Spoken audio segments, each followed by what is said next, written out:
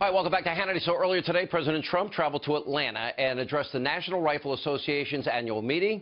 Now, President Trump's speech is the first time a sitting president spoke at the NRA since Ronald Reagan addressed the group in 1983, not 93. Here are some of the highlights from earlier today. We have news that you've been waiting for a long time. The 8-year assault on your Second Amendment freedoms has come to a crashing end. You have a true friend and champion in the White House. No longer will federal agencies be coming after law-abiding gun owners. So let me make a simple promise to every one of the freedom-loving Americans in the audience today. As your president, I will never, ever infringe on the right of the people to keep and bear arms. Never, ever. Freedom is not a gift from government. Freedom is a gift from God. And joining us now is the NRA Executive Vice President, CEO, Wayne LaPierre. That was about as powerful a speech and statement that I've ever heard from any president, including Ronald Reagan, on the Second Amendment. Your reaction? You know, Sean, I was listening to it and I was thinking the exact same thing. I was thinking, oh my gosh, I mean, this is a president that really understands what makes America unique are those freedoms that we have in the Constitution and the Bill of Rights. That's what makes our country different from every other country in the world.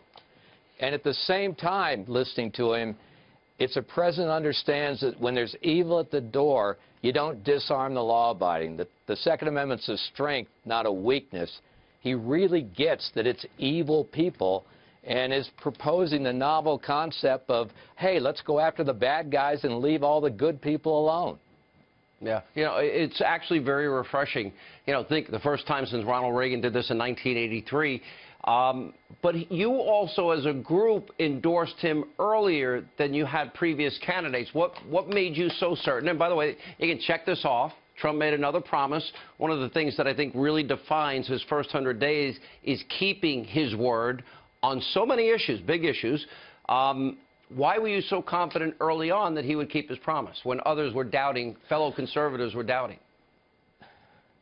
You know, we're a grassroots organization, and I kept out there all over the country. I kept going, what do you think? And people kept looking their head, going, I've never been worried about this country till now. And I'd say, what do you think? And they'd go, Trump. And I always thought this election was about hope and about someone that had to change the status quo. And here was somebody willing to put everything aside and go out there and take tremendous courage and, you know, go out and fight to save this country. And Hillary Clinton would have been catastrophic to the Second Amendment. The Supreme Court, as an individual right, with her appointments, would have eliminated the Second Amendment as an individual right. And my gosh, look at the change. I mean, Judge Gorsuch now, it's all the difference in the world. I see a tremendous pride wave out there in the heartland of the country with this president, Donald Trump, and the fact that he's willing to fight. But I also see people that are very clear-eyed about what they're facing. I mean, they understand there are leftist organizations and an elite media that want to wreck this president, and they understand that we have to have this president's back. I see the media out there putting out a narrative every day and then going trying to market it as truth when most of the time it's completely inaccurate. And this is a battle, and we've got to have this president's back. He has to succeed, and we have to help him.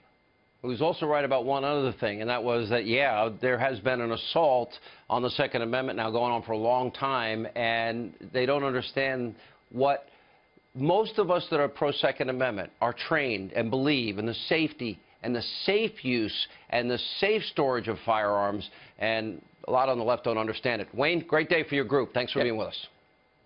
Thanks, Sean. All right, Thanks for having me. You're very welcome. And